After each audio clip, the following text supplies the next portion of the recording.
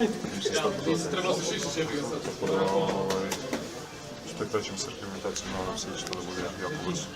A danas si pokušao, ali jesi osjetio Pa nešto? da, kao i svaki put, svako od nas se žrtve koliko može i ja sam htio da igram da pomognem sa igračima večeras. Probao sam, međutim, jaki bolovi su u donjem trbuhu, tako da nisam mogao više nisam mogao da se ispravim, to je najveći problem i nisam mogao da pomognem. A znaš kako si se povredio, šta? Povredio sam se još protiv Panathinaikosa, ali činjenica da nisu bili toliko jaki bolovi, pa se nastavio da igram i onda se problem sve povećavao. Mislim da smo radili pregled, ustanovili šta je i eto, sutra krećemo sa rehabilitacijom, nadam se da ću se kudom ispraviti. Kako su prve prognoze? Koliko? Za kup? Da. Dobro, a reci mi ova utakmica, kako si vidio Vasa, to je odlično od meni. Pa dobro, već smo pričali o tome, konkretno Vas je potencijal veliki, drago mi je da je on radio svoj deo posla što se tiče ove utakmice, da je vodio ekipu, da je organizovao napade, pogađao bitne šuteve.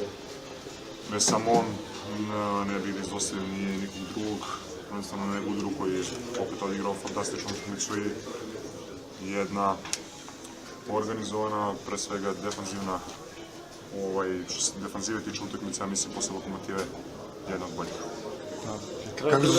Kraj prve runde, 4 pobjede, kako sada vidiš da sada uređen u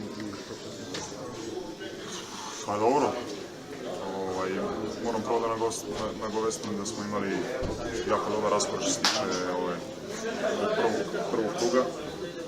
Iskoristili smo maksimalno domaći teren, nastavili smo pobeđujemo, što je jako bitno za sve nas. Sada sve pohvale za ovo što smo doradili i opet korak po korak, utakmicu po utakmicu i nećemo pričamo o onome što svi žele da čuju, da je to posao na nešto mnogo za toga, ali eto, utakmicu po utakmicu pa ćemo vidjeti.